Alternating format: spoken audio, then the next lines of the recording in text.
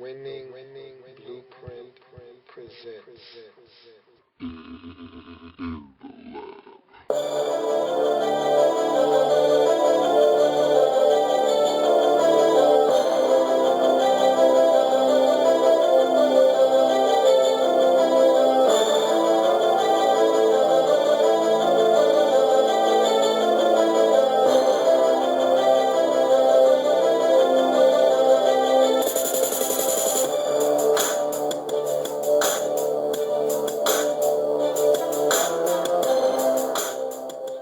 In the lab room, the market. Welcome. You are in the lab room. I'm your host, Luke. Thank you for joining me. Welcome to the market, the NFL's one-stop shop for all positions related to the field. Here today to talk about the NFC North. This is a division that is a really solid division. You had two playoff teams from this division in 2012. You had another knocking on the door, and you had one really bad football team in the Detroit Lions. So this is a division that you really don't know what to expect from. You know what you're getting out of the Green Bay Packers. They have arguably the best quarterback in the league in Aaron Rodgers. And anytime you have the best quarterback in the game, or at least a guy that's in that discussion, you're going to win a lot of football games. Despite any areas of weaknesses that you may have on your roster, having a great quarterback helps you overcome those types of obstacles. Just ask the Indianapolis Colts with Peyton Manning all those years with a very deficient defense. Yet they won double-digit games just about every year and went to the postseason and threatened to win the Super Bowl multiple times because Peyton Manning was at the top of his game during those years. Same here with the Green Bay Packers. Defense isn't that great. Offensive line has been porous for years, but Aaron Rodgers might be the best in the game right now, and so they continue to win. Chicago, new regime. They're starting brand new, and let's see what Mark Tresman can bring to this Chicago Bears team. Lovie Smith couldn't get this team to the playoffs the last two seasons. He had to go.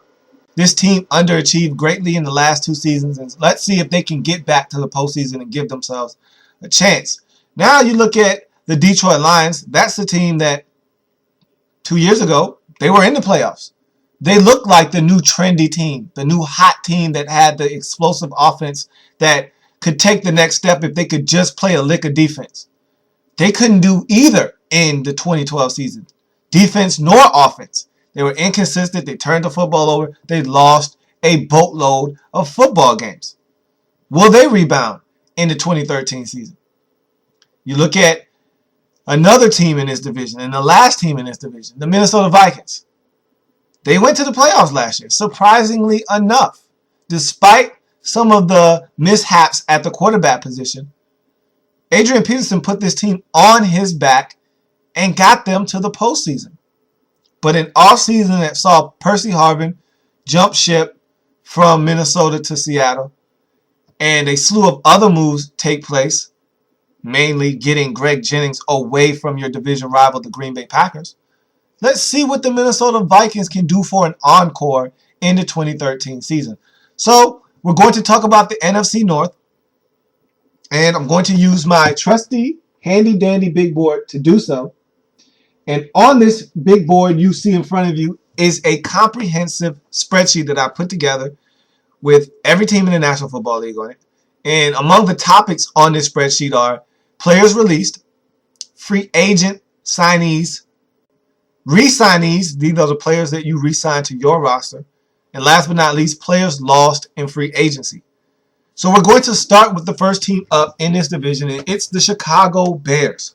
Chicago Bears. What an offseason it's been for these Bears. They've been very busy. Busy Bears they've been.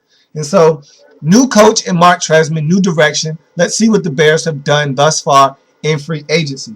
So you look at the Chicago Bears. And in the release column, Johnny Knox. Not really a release here, more of a retirement. He retired from the National Football League. We all remember the gruesome hit that Johnny Knox suffered about 2 seasons ago, folded him up. He's lucky to even have movement in all of his extremities, but he'll never be able to play football again. He's moved on to the next phase of his life. Hopefully it's a successful one, but Johnny Knox no longer in the National Football League, no longer a Chicago Bear. He's retired. So you look at Kellen Davis. Here's a guy that you released.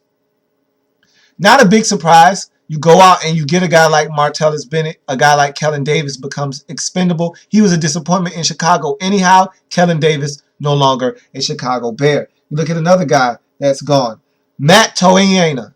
And Matt Toyena is a defensive tackle that was solid for you but can be replaced.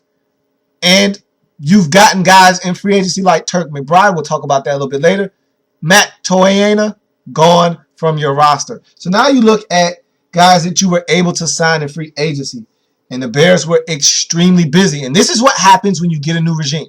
It happens all the time, all too often. We've talked about it many times before. You get a new regime, they want their players in. They want their guys that fit what they're trying to do. And so you're out with the old, in with the new, and that's what's happening here. Let's talk about some of the moves the Bears were able to make this offseason. So you look at a guy like Jermon Bushrod. That's the first one that comes to mind. The left tackle position needed to be shored up on the Chicago Bears roster.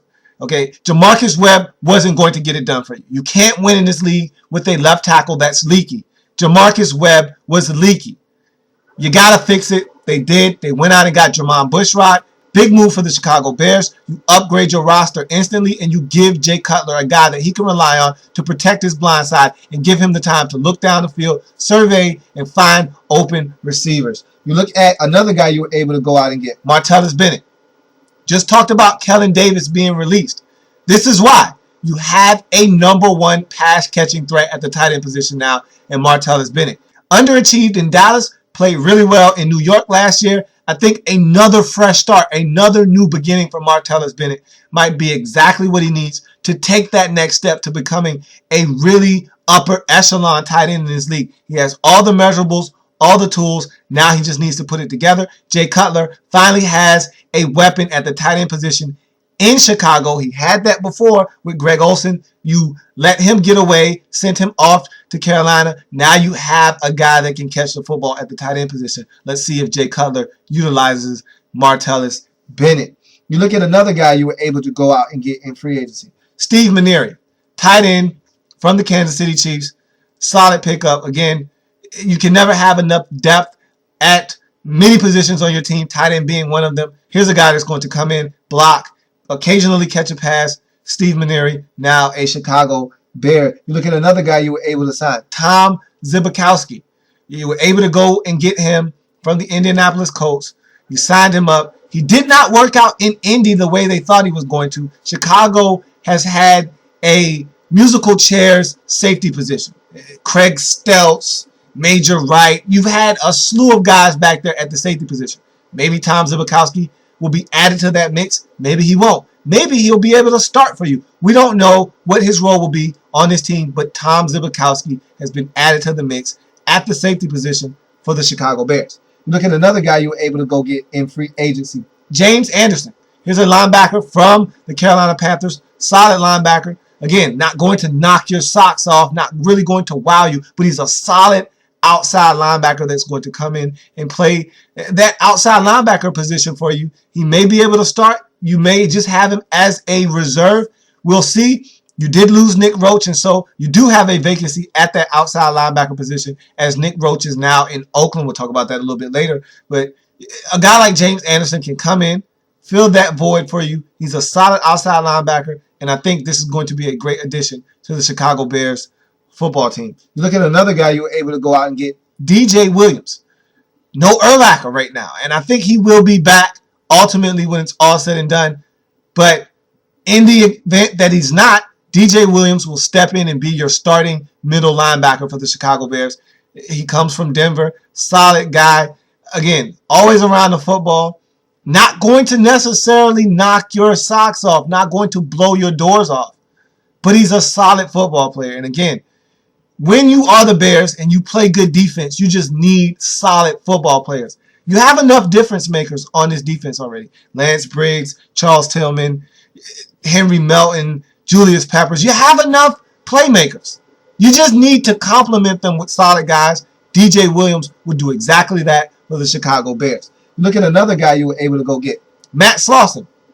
Here's a guard that you went and got from the Jets to come in and fill the void left by Lance Lewis. Lance Lewis now gone in Miami. We'll talk about that a little bit later. But Matt Slauson will come in, fill in that void. I don't know if he's the long-term solution at the guard position or one of them for you. However, he's now here from the Jets, and he's going to fill in at least for one season. You signed him to a one-year deal at one of your guard positions. And so we'll see what Matt Slauson is able to do as you continue to revamp this offensive line in front of Jay Cutler. So we move on to players that you were able to re-sign. And again, very busy for the Chicago Bears. You look at the first guy you have back, Henry Melton, franchise tag. What else can I say? This needed to be done. You got it done. Henry Melton is back, and I think he's one of your most important pieces along that defensive line. You realize that. You franchise tagged him. Henry Melton will be back in Chicago in the 2013 season. You look at another guy you were able to retain, Nate Collins. Offensive tackle, gives you depth.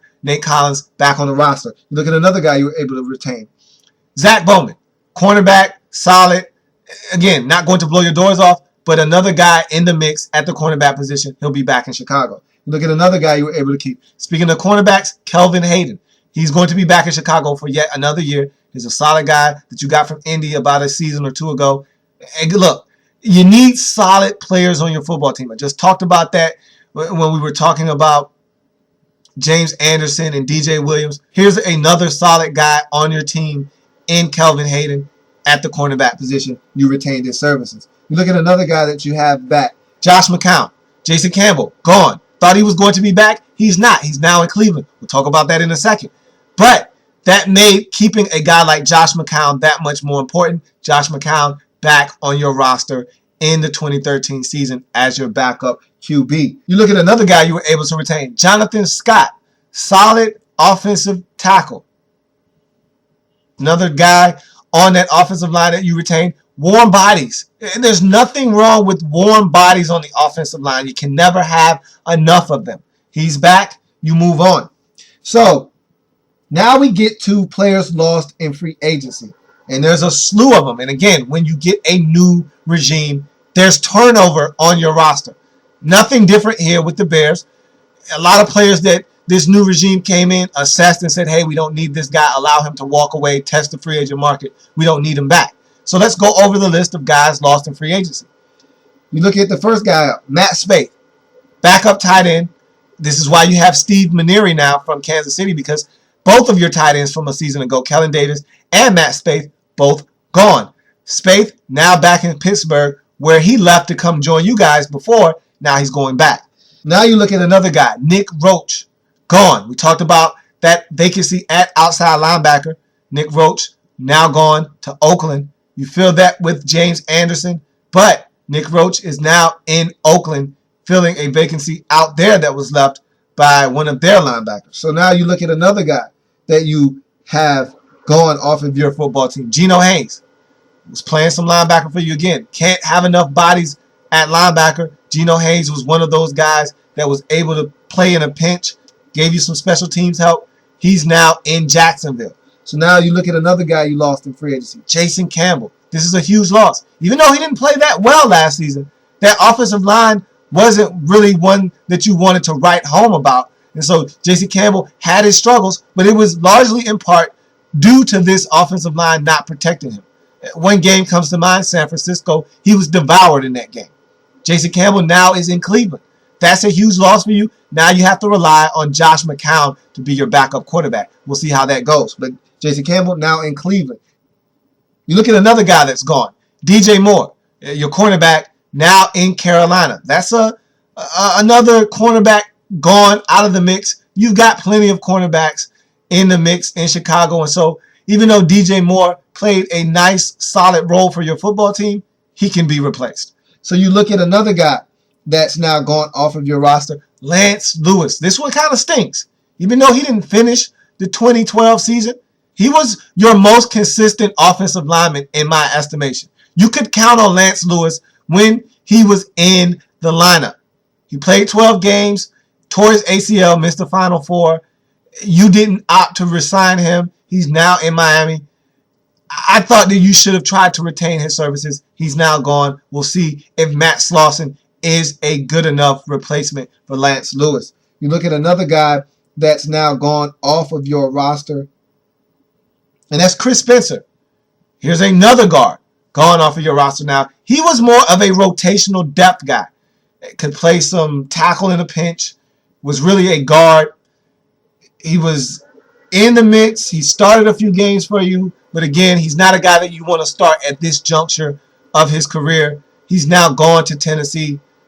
You're going to have to replace him. There's always going to be more bodies coming on this offensive line. You're going to have to replace Chris Spencer with another backup, and I'm pretty sure you already have that guy in mind. So that's it for the Chicago Bears. Busy offseason. A lot of guys were signed to free agent deals. A lot of guys were released or allowed to walk away or allowed to test the free agent market. And so the Bears were extremely busy in this offseason, and I expected them to be aggressive and extremely busy. New coaching staff, new direction. I expected a lot of change in Chicago, and that's exactly what we've gotten to this point. So that's the Chicago Bears to this point in the market. Detroit Lions. So next up in this division is the Detroit Lions. And I'll tell you what a disappointing campaign 2012 was for the Detroit Lions. Nothing seemed to go right in the 2012 season.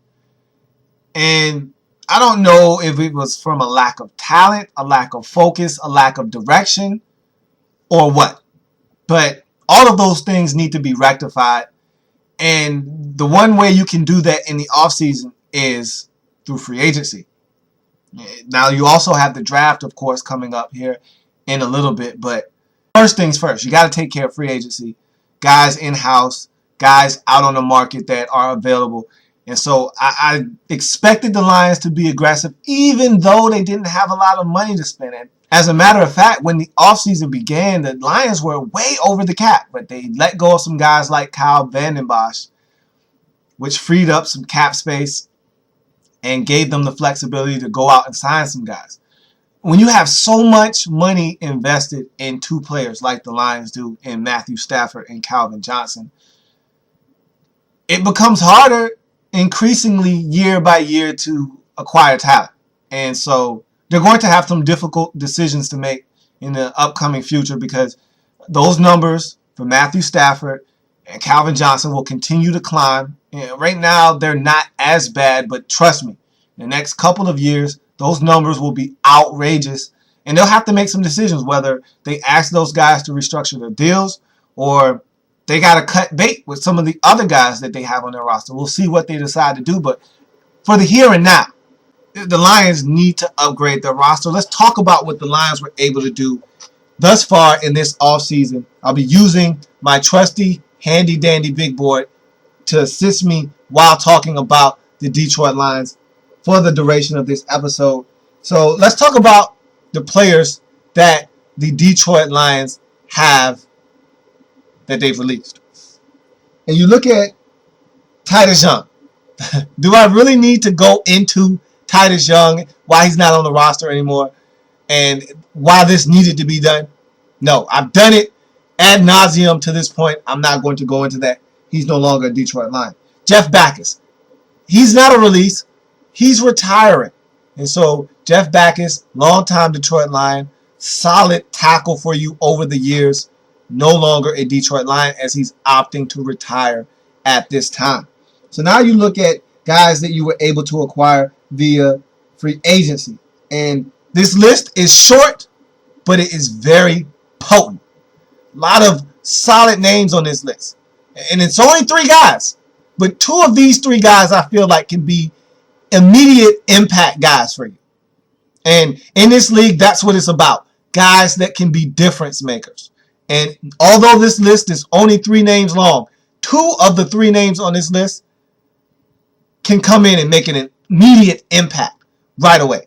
Let's start with the one that probably can have the biggest impact on this team, Reggie Bush. This is a huge move for the Detroit Lions because ever since Javed Best has had the concussion issues, you've been looking for that change of pace back, that home run threat, the guy that can take it the distance every single time he touches the football, like Javid Best was for you when he came into the league. And so Mikael LaShore finally got healthy enough to play. He was solid in 2012. Joique Bell, solid in 2012. No one's afraid of their speed, however. Those are guys that are great in between the tackles, will occasionally bounce it outside on you, but they're not going to outrun anyone in a foot race. Reggie Bush is that guy that can change the game for you. This was a huge acquisition by the Detroit Lions, and I look forward to seeing Reggie Bush do big things in Detroit for the Lions. You look at another move made by the Detroit Lions, signing a guy in free agency, Glover Quinn. This was a huge move for the Detroit Lions. Look, anytime guys like John Wendling and Amari Spivey are out at the safety position for you, you have a problem, a serious problem on your hands.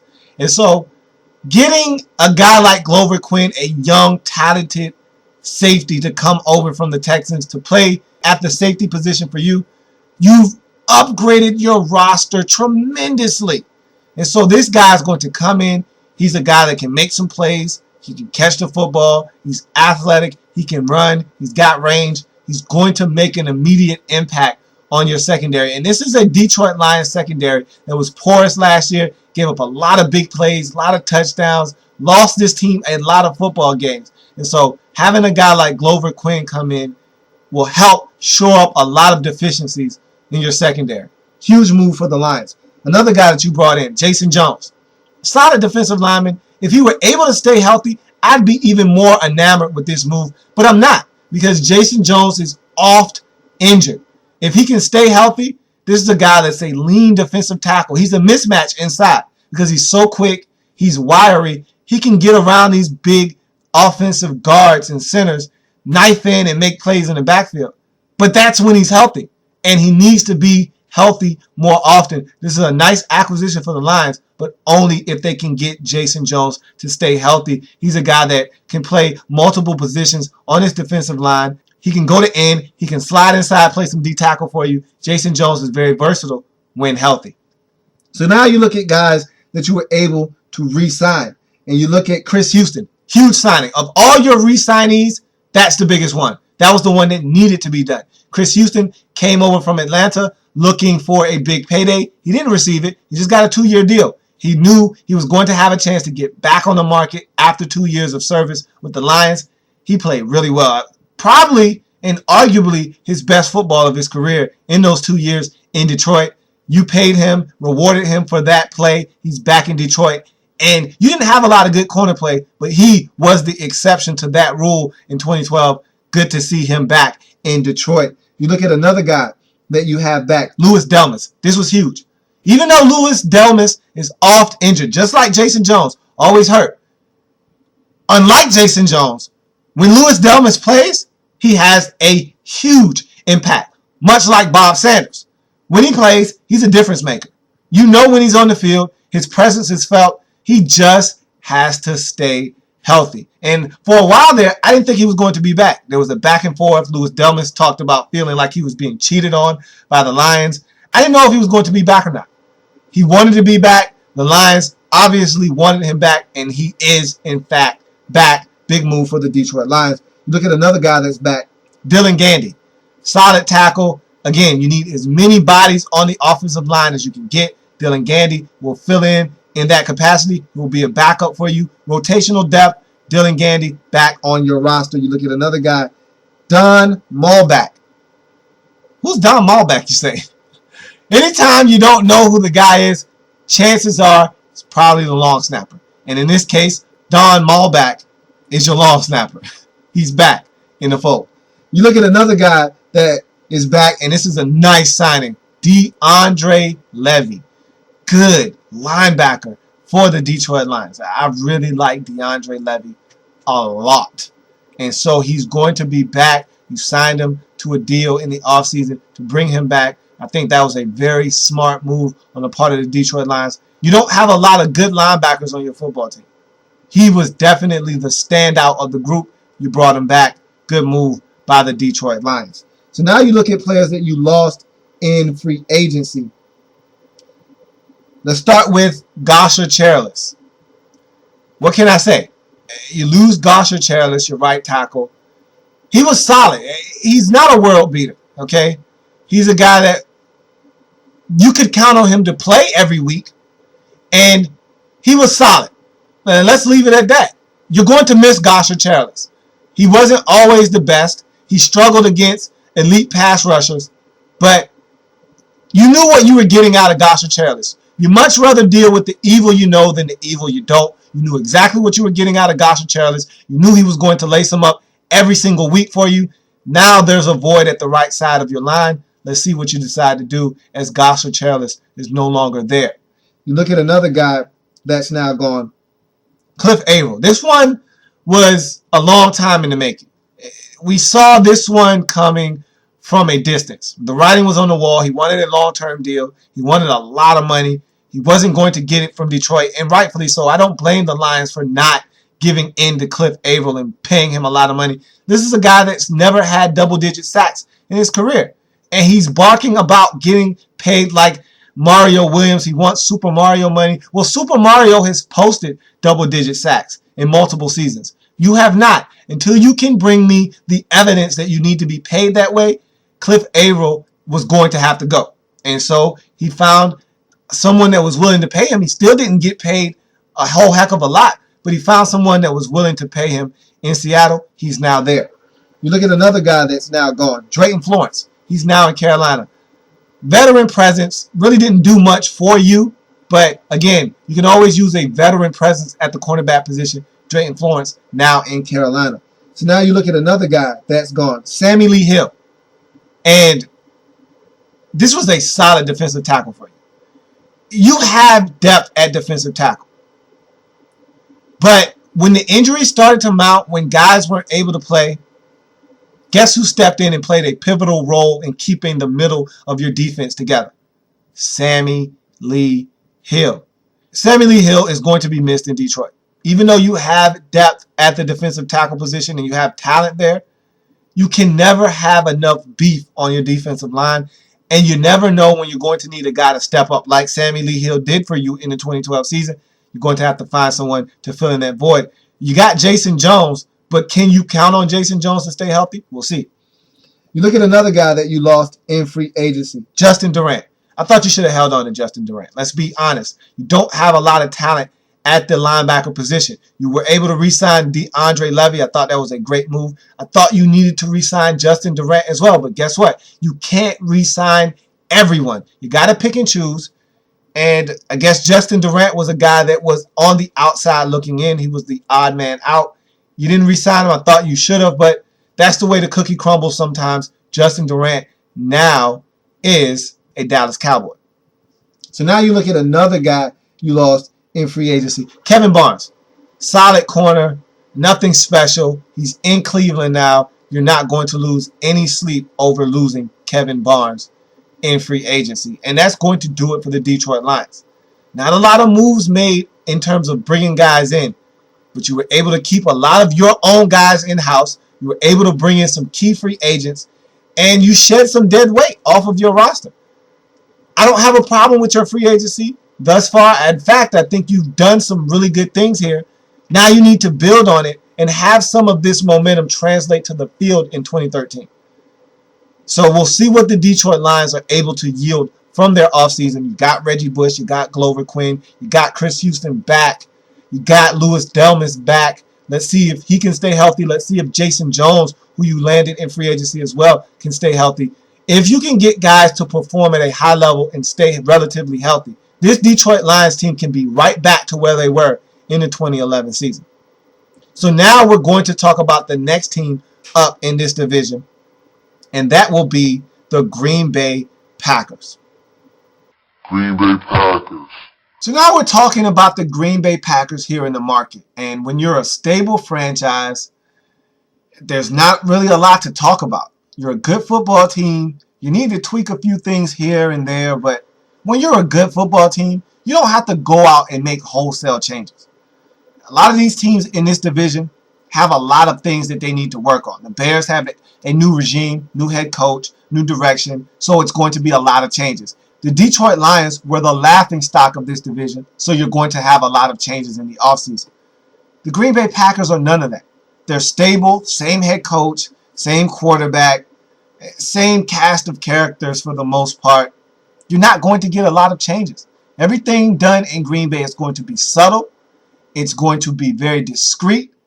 And it's going to help them continue on the path that they're already on, which is being a really good football team, being NFC North division champions. And they're looking to get back to having a shot at winning the Super Bowl. And so they're going to make really small, minute moves, but all of it is in the grand scheme of winning for the Green Bay Packers. So let's talk about the Green Bay Packers. We'll be using this trusty, handy-dandy big board. In front of you, you see a comprehensive spreadsheet that I put together with every team in the National Football League on it. Among the topics on this spreadsheet are players that were released, free agent signees, re-signees. These are the players that you re-sign to your roster. And last but not least, guys lost in free agency. Let's talk about the Green Bay Packers and what they've done to this point in free agency. There's not a lot to talk about here. I'll just warn you up front. This is going to be quick. We're going to breeze through it because the Packers were not that busy in free agency. So you look at players released. Only one. Charles Woodson. Longtime safety for this Green Bay Packers team. Did a lot of great things for the Packers. Was instrumental in their Super Bowl winning season a few years ago. And so he's a guy that probably will go down in the Hall of Fame as a Green Bay Packer. He's had a tremendous career with them, but his time was up and his cap number was too high in Green Bay. So now we move on to guys that you sign in free agency. And again, not a lot to report here. Only one guy. And you look at it, Lois Means.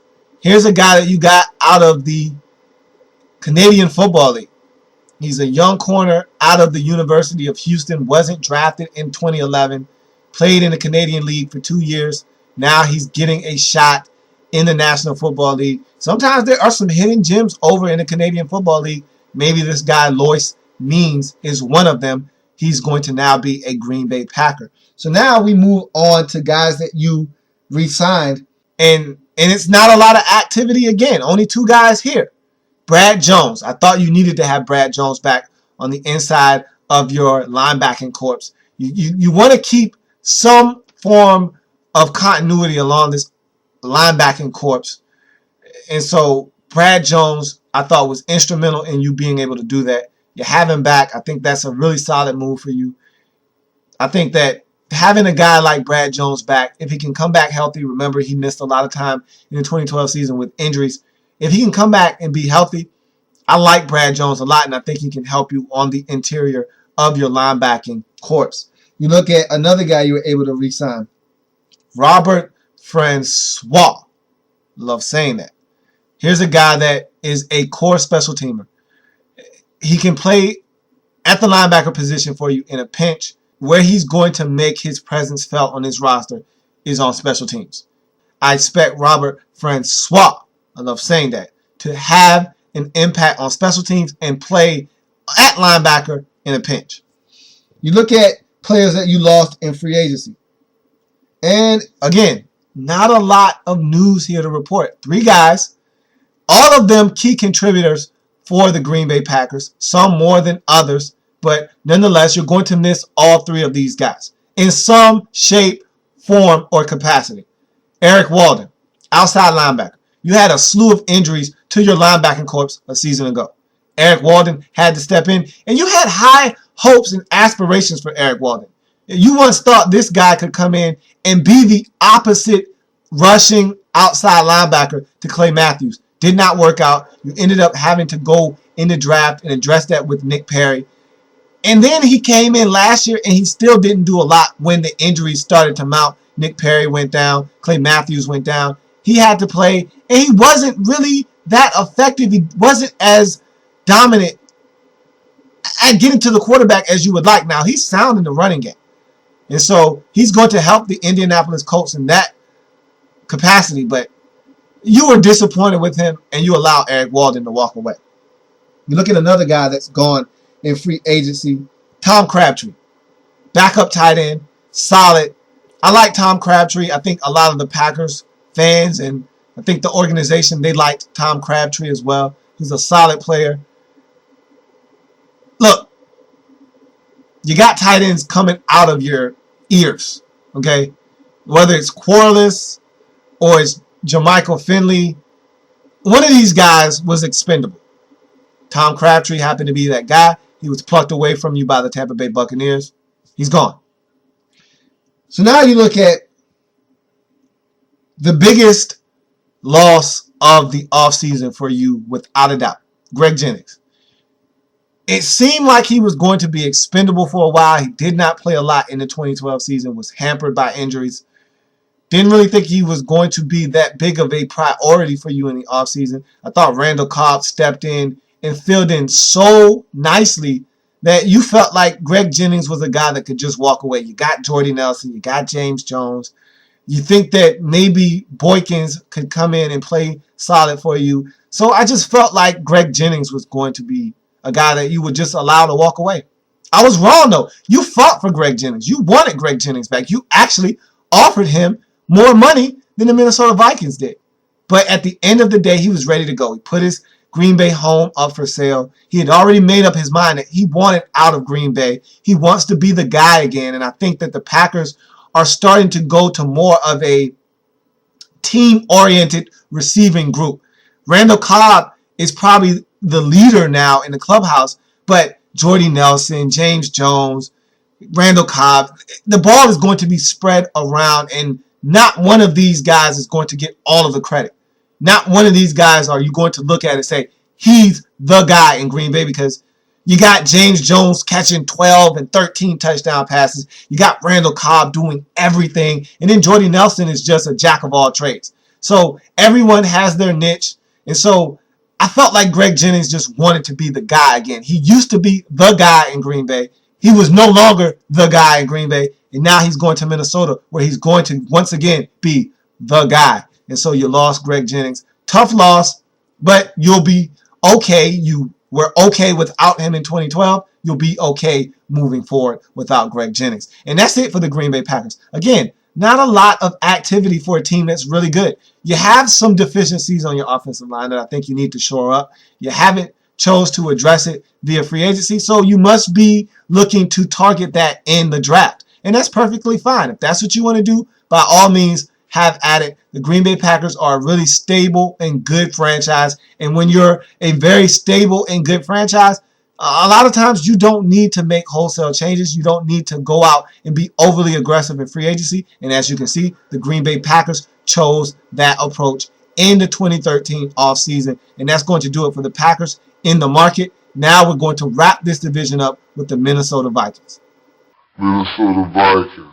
Last but not least, we find ourselves talking about the Minnesota Vikings in the NFC North. Here's a team that made the postseason in 2012, despite some up and down play at the quarterback position. Adrian Peterson was lights out, rushed for over 2,000 yards, and put this team on his back and got them to the postseason. But you can't expect Adrian Peterson to do that every year, and no one should expect him to do that year in and year out. And so you have to get better. And sometimes getting better means re-signing your own guys and then adding a few pieces here and there. And that's exactly what the Minnesota Vikings have done in this offseason. Talk about taking care of home. The Vikings have done exactly that. They have re-signed just about every single Minnesota Viking player of note and brought them back, with the exception of maybe one. And we'll talk about that one player here in a second, but make no mistake about it, the Minnesota Vikings have been taking care of their own. And your GM, Rick Spielman, has made no bones about it. He's not bashful at all. He'll tell you plain and simple, I'm not a guy that wants to go out and spend a lot of money in free agency. I much rather build my football team through the draft. And I'm fine with that. If you have a philosophy, stick to it. But just know that this is a team that has a lot of deficiencies. And look, this is a solid football team. You won 10 games. You went to the postseason for a reason, because you're a solid football team. But you can use upgrades in many areas. And You targeted some of them in free agency. You chose not to in others. And so you're going to attack those areas that you didn't go out and address in free agency through the draft. And that's fine. And so we'll talk about the Minnesota Vikings. And so this is my big board. It's a comprehensive spreadsheet that I put together of every team in the National Football League.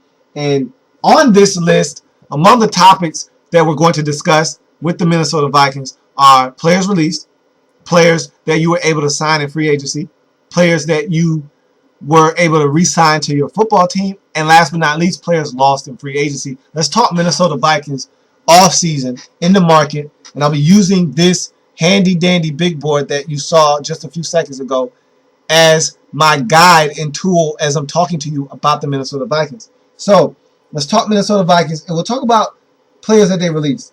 Antoine Winfield, this is the one guy that I was just talking about, that I was just referring to when I said you signed everyone back except one guy. And you let Antoine Winfield go, but you did it with the thinking that you'd get him back. He had a cap number that was a little bit steep for your liking. You needed that cap space. You wanted that cap space. You released him, but you always had in the back of your mind the fact that you wanted this guy back. And he's still available. He's still out there. He's mulling through his options. I think the longer that he takes, the more likely it is he'll be back in Minnesota, but we will see. But Antoine Winfield was released. Percy Harvin was traded. This was a huge move. He was a malcontent, though. He didn't want to be in Minnesota any longer.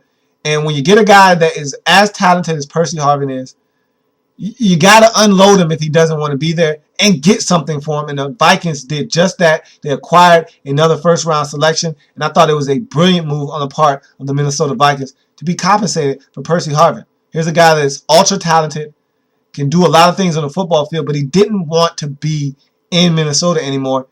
And he's a guy that's often injured as well. And so I think that you might not be able to do better than Percy Harvin in the draft, but you were able to get a pick or two for his services, and now you're going to be able to use that to your advantage in this draft and maybe shore up some other needs that you may have that you didn't address through free agency. You look at another guy on this list, Michael Jenkins, one of those underachieving receivers that you had out there that couldn't separate from defenders, that made it hard on Christian Ponder to get the football to guys out wide. And so this was a move that was necessary. It was a good move by the Vikings, cutting dead weight in Michael Jenkins. So now you look at guys that you were able to sign out on the free agent market. And so Matt Castle, this was a huge signing by the Minnesota Vikings because you need a backup quarterback. We saw what your backup situation looked like in the postseason last year when your starting quarterback for all 16 games wasn't able to go. Christian Ponder misses that postseason game against the Packers, enter Joe Webb, and a disaster ensued. And so that showed you that you had a glaring weakness at the backup quarterback position. You address it with Matt Castle, who is not a starter in this league, but I think is a very capable backup. Now you have a guy that in a pinch can go out and start 2, 3, 4 games for you, and you won't feel like you're at a disadvantage like you were with Joe Webb. So now you look at another guy you were able to go out and get in free agency. Seth Olsen. Guard. Solid. What more can I say? You can never have enough bodies on the offensive line. Seth Olsen comes in. He's going to be on your football team now. You look at another guy that you were able to go out and get in free agency. And this was your big catch. This was your big fish. You got Greg Jennings. And this was necessary. Christian Ponder needs a number one receiver, a number one target, a guy that can get open, catch the football, separate from defenders, and give Christian Ponder an opportunity to spread his wings, fly away, and show what he can do. You need the excuses to cease in Minnesota for Christian Ponder. And one of the biggest knocks on this team and one of the biggest crutches that Christian Ponder had to kind of lean on was the fact that, hey, I don't have any targets to throw the football to. Well, now you do. You have Greg Jennings. You got a heck of a tight end out there. And so now you have weapons. I like Jarius Wright. And so Now you got to find guys that can get it done. You got one in Greg Jennings. You got a bona fide number one in this league. Let's see what you're able to do now.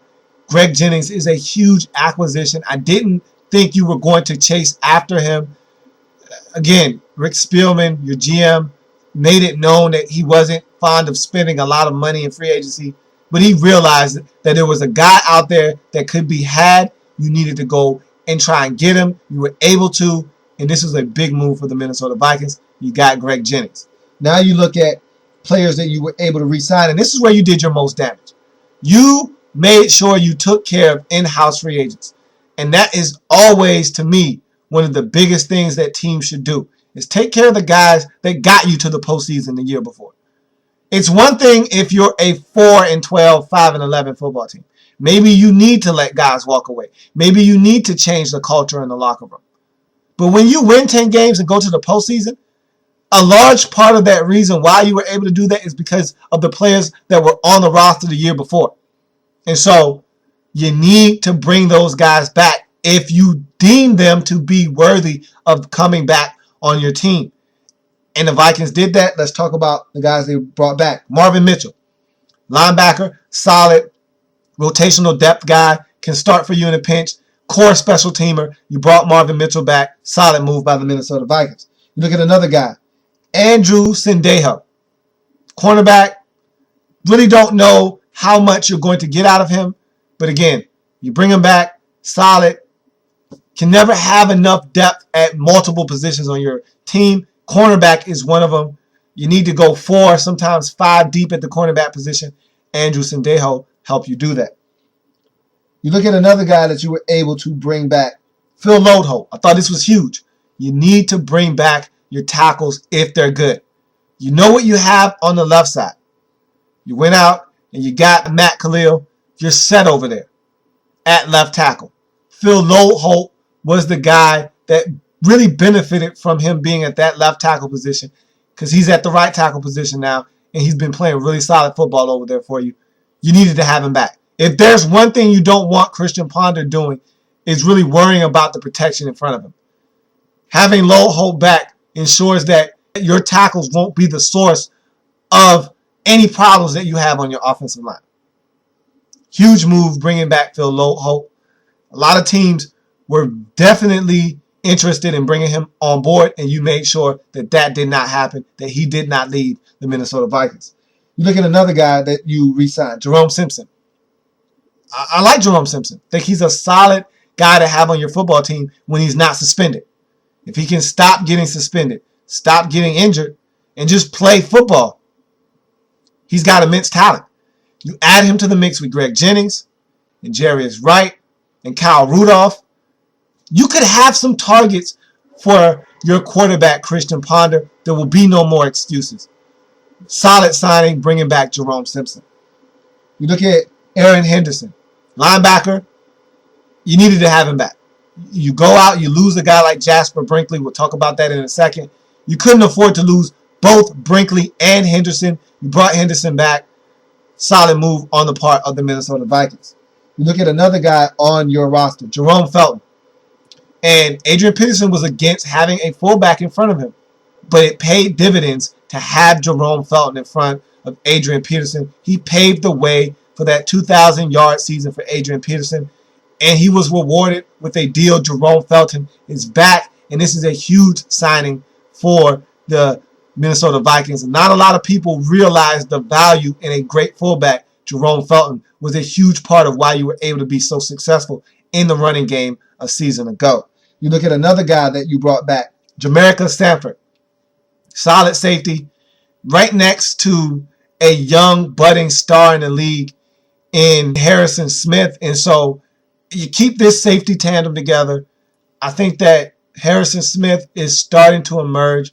Maybe Jamaica Stanford now can start to play with some confidence, knowing that the guy next to him is really good, and it takes pressure off of him. He can focus in on his job and do it well. Jamaica Stanford back with the Minnesota Vikings.